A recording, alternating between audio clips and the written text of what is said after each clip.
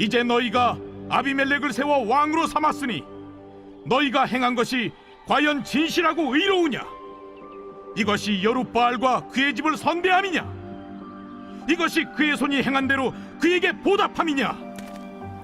우리 아버지가 전에 죽음을 무릅쓰고 너희를 위하여 싸워 미디안의 손에서 너희를 건져냈거늘 너희가 오늘 일어나 우리 아버지의 집을 쳐서 그의 아들 70명을 한 바위 위에서 죽이고 그의 여종의 아들 아비멜렉이 너희 형제가 된다고 그를 세워 세겜 사람들 위에 왕으로 삼았도다.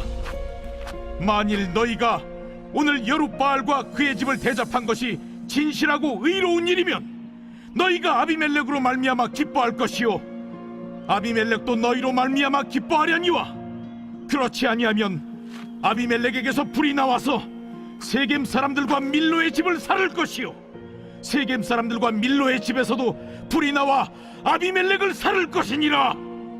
요담이 그의 형제 아비멜렉 앞에서 도망하여 피해서 부엘로 가서 거기에 거주하니라. 아비멜렉이 이스라엘을 다스린 지 3년에 하나님이 아비멜렉과 세겜 사람들 사이에 악한 영을 보내심에 세겜 사람들이 아비멜렉을 배반하였으니 이는 여룻바알의 아들 70명에게 저지른 포악한 일을 갚되 그들을 죽여 피 흘린 죄를 그들의 형제 아비멜렉과 아비멜렉의 손을 도와 그의 형제들을 죽이게 한 세겜 사람들에게로 돌아가게 하심이라. 세겜 사람들이 산들의 꼭대기에 사람을 매복시켜 아비멜렉을 엿보게 하고 그 길로 지나는 모든 자를 다 강탈하게 하니 어떤 사람이 그것을 아비멜렉에게 알리니라. 에베스의 아들 가알이 그의 형제와 더불어 세겜에 이르니 세겜 사람들이 그를 신뢰하니라.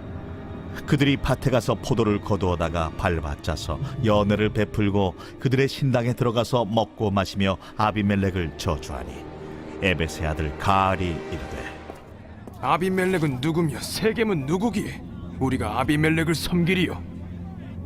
그가 여룻바알의 아들이 아니냐?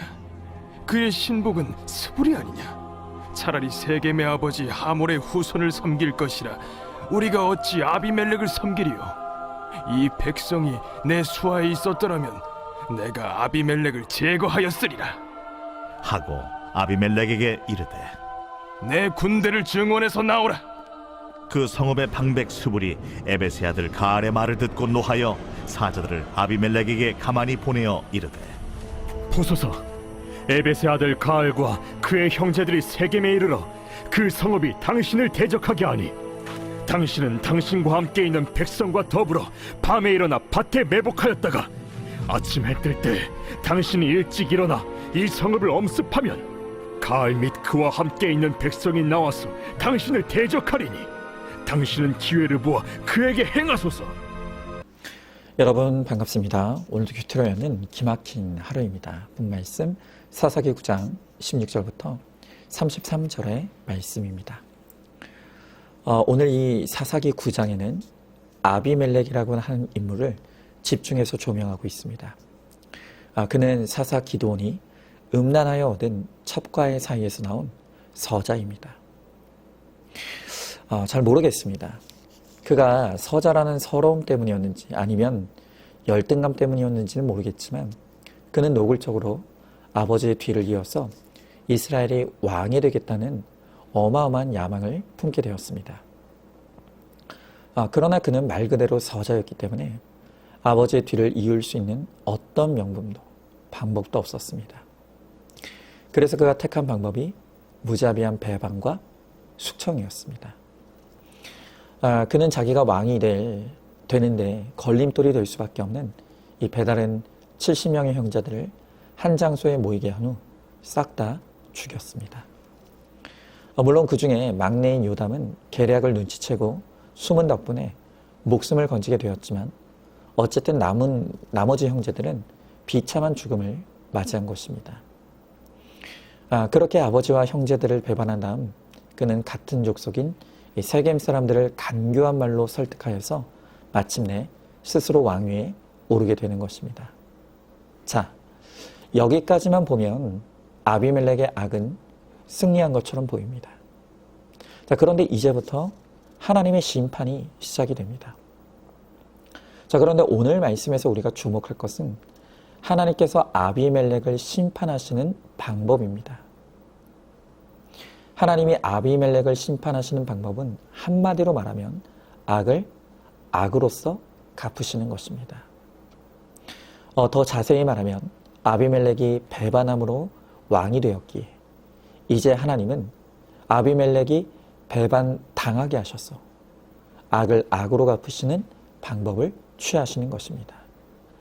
자, 오늘 본문 22절, 23절의 말씀을 보니까 아비멜렉이 이스라엘을 다스린 지 3년에 하나님이 아비멜렉과 세겜 사람들 사이에 악한 영을 보내심에 세겜 사람들이 아비멜렉을 배반하였으니 그랬습니다.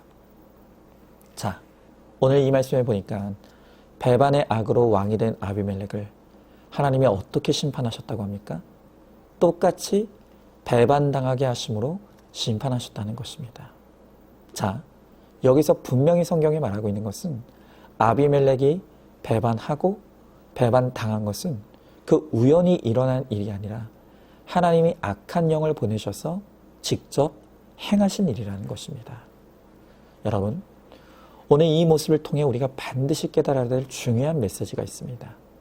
그것은 우리 하나님은 반드시 악을 악으로 갚으시는 하나님이시라는 것입니다. 우리가 그것을 믿는다면 결코 악하게 살아서도 안 되고 악인들의 악에 동참해서도 안 되는 것입니다. 왜 그렇다고요? 내가 저지른 악은 고스란히 나에게 부메랑이 되어서 돌아오기 때문입니다. 신약의 예수님을 보면 예수님께서 십자가에 달려 돌아가시기 전날 밤에 가룟 유다가 칼과 몽치로 무장한 군인을 끌고 예수님을 잡으러 옵니다. 자, 그때 베드로가 가지고 있던 칼을 빼어서 그들에게 대항하죠. 자, 그러자 예수님께서 베드로에게 칼을 칼집에 도로 넣으라고 하십니다. 그리고 그 다음 예수님의 말씀이 너무 중요합니다. 예수님이 뭐라고 하셨죠? 칼을 가지는 자는 다 칼로 망하느니라. 자, 지금 예수님이 무엇을 말씀하고 계십니까? 악은 악으로 심판당한다는 것입니다. 이게 하나님 나라의 법이라는 것입니다. 자, 여러분, 구약의 율법에는 눈에는 눈, 이에는 이라는 아주 유명한 보복법이 있죠. 그런데 이 보복법의 취지는 보복을 해도 된다는 것이 아니라 그 당시 너무 무분별하고 과도한 복수가 자행되었기 때문에 일종의 이 최소한의 가이드라인을 주신 것입니다. 자, 그러나 신약에 와서 예수님은 눈에는 눈, 이에는 이는 본래 하나님의 뜻이 아니라고 하십니다. 그러시면서 주님 말씀하시기를 복수를 하나님께 맡기고 용서하고 잊어버리는 것이 진짜 하나님의 뜻이라는 것입니다. 자, 여러분, 왜 그렇습니까? 악을 갚겠다고 똑같은 악을 행하는 것은 결코 하나님 앞에 정당화될 수 없기 때문입니다. 내가 악을 갚겠다고 같은 악을 행하면 나도 결국 악을 악으로 갚으시는 하나님의 심판의 대상이 되는 것입니다. 여러분, 그렇기 때문에 정말 복수하고 싶다면 하나님께 복수의 권한을 맡기라는 것입니다. 그리고 용서하고 잊어버리는 것이야말로 최고의 복수라고 주님은 말씀하십니다. 저는 우리나라 근현대사뿐만 아니라 더 거슬러 올라가는 역사 속에서 모든 지도자들이 공과 가가 있다고 생각합니다. 여러분, 그렇죠. 우리가 다 100% 죄인이기에 절대 선은 없습니다. 모든 지도자들이 다 공과 가가 있습니다. 그런데 우리나라의 역사가 분명하게 보여주는 것은 이 나라의 지도자들 가운데 끝이 좋은 지도자가 많지 않았다는 것입니다. 그리고 그들의 끝을 보면 그들이 행했던 그 잘못된 수단과 방법을 그대로 되돌려받는 모습을 우리가 역사 속에서 너무 많이 봅니다. 그래서 무기로 흥한 사람은 무기로 최후를 맞이했습니다. 또 겉모술수로 흥한 사람은 또한 겉모술수로 망했고 배신으로서 흥한 사람은 배신으로 끝을 맺었습니다. 여러분, 이것이 바로 역사 속에서 악을 악으로 갚으시는 하나님의 역사라는 것입니다. 가정도 그렇습니다. 소시적 부모님의 속을 썩이고 힘들게 한 자녀들이 많죠. 그런데 그렇게 부모를 힘들게 하는 자녀들에게 부모가 속상해서 하신 말씀이 있습니다. 그게 뭔가 하면 너도 나중에 꼭 너 같은 자녀 낳아서 키워보라는 것입니다.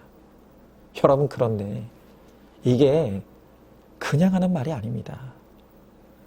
우리가 정말 악한 자녀로 살면 하나님은 나와 똑같은 악한 자녀를 주셔서 내 지난날의 삶에 대한 책임을 물으시는 것입니다.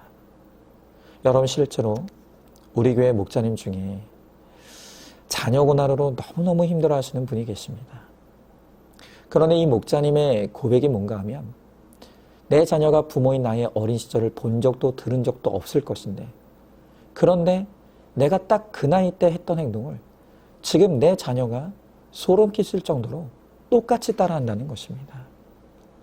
그래서 그 자녀를 보고 있으면 내가 묻어두고 잊고 살았던 지난날의 나의 악과 죄가 생각나서 너무 괴롭다는 것입니다. 그러나 나를 힘들게 하는 이 자녀를 정죄할 수 없는 것은 그 자녀가 내 과거의 죄를 회개하라고 하나님이 나에게 주신 수고의 자녀임을 깨달았기 때문에 결코 그 자녀를 정죄할 수 없다는 것입니다. 여러분, 꼭 기억하십시오. 하나님은 내가 악을 행하고도 회개하지 않으면 반드시 책임을 물으십니다. 그리고 그 책임의 방법은 무엇이냐면 내가 행한 악을 그 악대로 돌려받게 하시는 것입니다.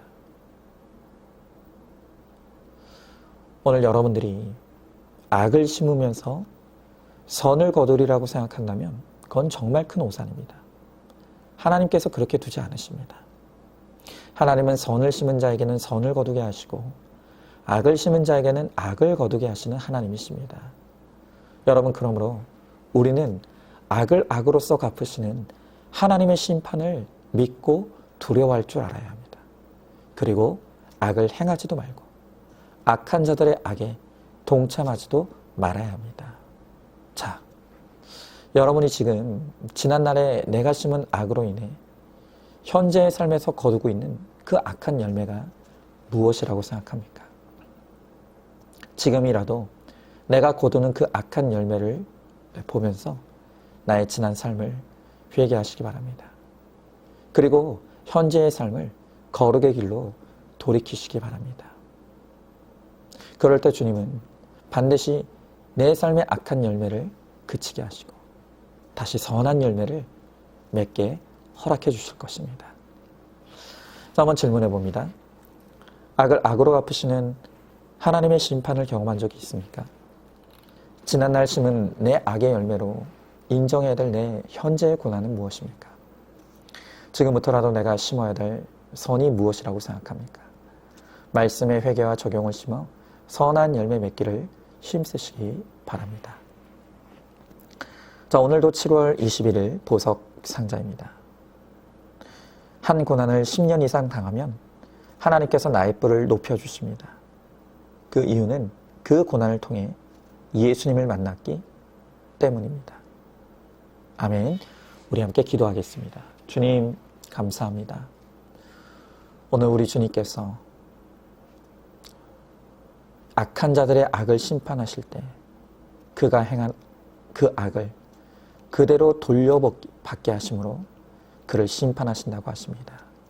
우리 하나님은 악을 악으로서 갚으시고 심판하십니다.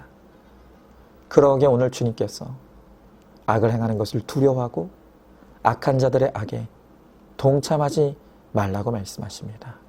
주님, 오늘 내 삶의 고난을 보며 이것이 지난날 내가 행한 악에 대한 심판임을 우리가 인정하고 회개해야 될 것이 무엇이겠습니까?